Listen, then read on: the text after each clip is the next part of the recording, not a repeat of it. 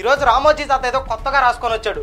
గుండెలపై tap కుంపటి, ప్రతి ఒక్కరిలోనూ phone tapping భయం, సెల్ ఫోన్లకు దూరంగా ఉంటున్న నేతలు ఉన్నతాధికారులు. గత 5 ఏళ్ల పాలనలో జగన్ చేస్తుంది ఇదే. మన రామోజీ తాతకి ఎంత గొలంటే ఈ గొలనాడును పెట్టుకొని ఇష్టం వచ్చినట్టు రోజుకొక కార్టూన్ వేసి తన సొంత అల్లకంతో ఏదో ఒక వార్తని జగన్మోహన్ రెడ్డి గారి మీద విషం కక్కడానికి సొంతగా ఒక కథని క్రియేట్ చేసి ఆ కథని ఇక్కడ బ్యానర్ హెడ్డింగ్లో వేస్తున్నాడు. నిజంగా ఆంధ్రప్రదేశ్లో ఫోన్ ట్యాపింగ్ జరిగే పని అయితే రామోజీరావు చంద్రబాబు నాయుడు సాయంత్రానికల్లా మాట్లాడుకోగలుగుతారా? రామోజీరావు రాధాకృష్ణ సాయంత్రానికి మాట్లాడుకోగలుగుతారా?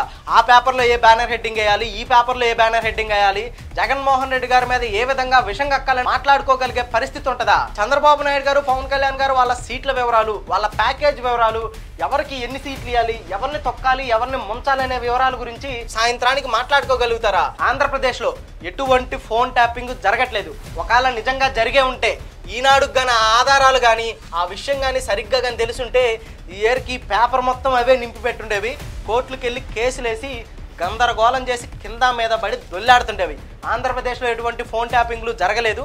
ఇది ఒక పెద్ద తప్పుడు కథనం. సో రామోజీ తాత ఇంకా ఏమేమి విషయం కక్కాడో చూద్దాం. ప్రజాస్వామ్య వనంలో గంజాయి మొక్క, జగనన్న పాపాలని చెప్పేసి ఫ్రంట్ పేజీలో ఇంకొక అల్లకంతో ఒక వార్త రాసుకొచ్చాడు. ఈ వార్త వివరాలు వీటిని ఏ రకంగా వేసాడు ఇంకొకసారి చూద్దాం. సేమ్ మొత్తం అదే విషయం.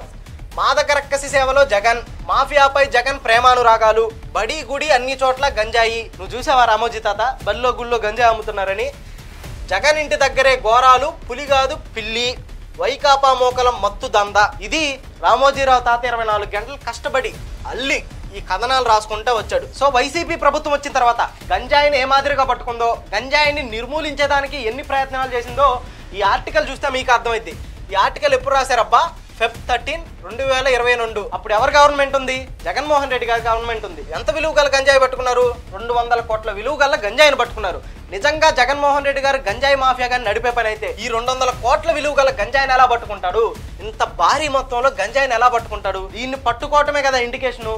ఇంత విలువ గల గంజాయిని పట్టుకుంటే దానికి ఆంధ్రప్రదేశ్ గవర్నమెంట్ కానీ ఆంధ్రప్రదేశ్ పోలీస్ కానీ గంజాయిని నిర్మూలించేదానికి ప్రయత్నిస్తున్నట్టు వస్తుంది కానీ గంజాయిని ఎంకరేజ్ చేసేలా ఉన్నట్టు ఎలా అనిపిస్తుంది? ఏనాడైనా చంద్రబాబు నాయుడు గారి హయాంలో ఇంత మొత్తంలో గంజాయిని పట్టుకున్నారా?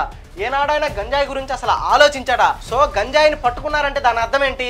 పోలీస్ వ్యవస్థ సరిగ్గా పనిచేస్తుందని అర్థం, గవర్నమెంట్ సరిగ్గా పనిచేస్తుంది అని అర్థం. జగన్మోహన్ రెడ్డి గారి ప్రభుత్వం వచ్చిన తర్వాత ఒక్క Feb 13, 2022 కాదు, నవంబర్ 1, 2021 కూడా గంజాయి మీద ఉక్కుపాదం వేశారు. అంతేకాకుండా ఇంకా చాలా చోట్ల కొన్ని లక్షల విలువ గల గంజాయిని పట్టుకున్నారు. October 28, 2021 police seize ganja worth 2 crore from van.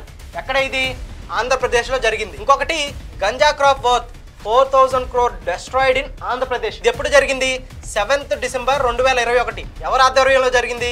Gautam Sawang ఆధ్వర్యంలో జరిగింది. నిజంగా జగన్మోహన్ రెడ్డి గారు ప్రభుత్వం కానీ గంజాయి వ్యాపారం చేసే పని అయితే ఇన్ని వేల కోట్ల గంజాయిని ఎలా డెస్ట్రాయ్ చేస్తారు? ఇలా జగన్మోహన్ రెడ్డి గారు ప్రభుత్వం వచ్చిన తర్వాత దొరికిన దగ్గరల్లా గంజాయిని సీజ్ చేస్తా ఉంటే, కానీ మన రామోజీరావు మాత్రం ప్రజాస్వామ్య వనంలో గంజాయి మొక్క అని చెప్పేసి ఇలాంటి తప్పుడు కథనాలు వేసి జగన్మోహన్ రెడ్డి గారి మీద, ఆయన ప్రభుత్వం మీద, ఆయన దగ్గర పనిచేసే అధికారుల మీద విషం జిమ్ముతూ ఇలాగా కార్టూన్ బొమ్మలేసి ఈ తప్పుడు కథనాలన్నీ రాస్తా ఉన్నాడు.